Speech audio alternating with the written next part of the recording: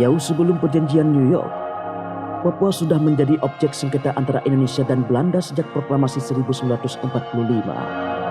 Kesepakatan sulit tercapai hingga Indonesia bertekad melancarkan operasi militer.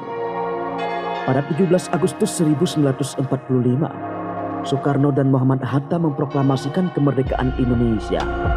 Sejak itu, secara berturut-turut, negara lain memberikan pengakuan atas kedaulatan Indonesia, namun tidak dengan Belanda.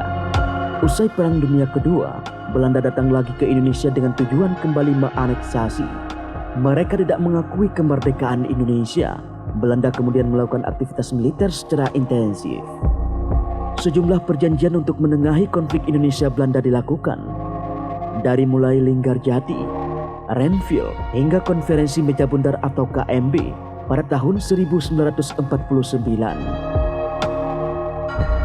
Dalam KMB, Belanda mengakui Indonesia sebagai negara yang merdeka dan berdaulat. Akan tetapi, Indonesia harus membayar utang pemerintah kolonial Hindia Belanda di masa silam hingga peperangan yang terjadi sejak 1945.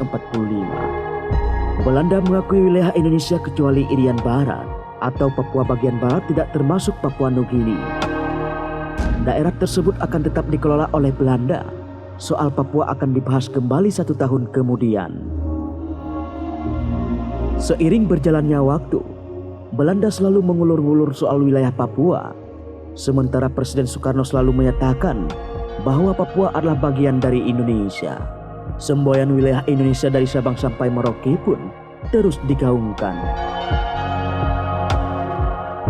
Mengutip Sejarah Nasional Indonesia Jilid 5 2008, Indonesia sudah membawa persoalan Papua ke forum PBB pada tahun 1954, 1955, 1957, dan 1960. Namun, tidak pernah mendapatkan hasil yang memuaskan.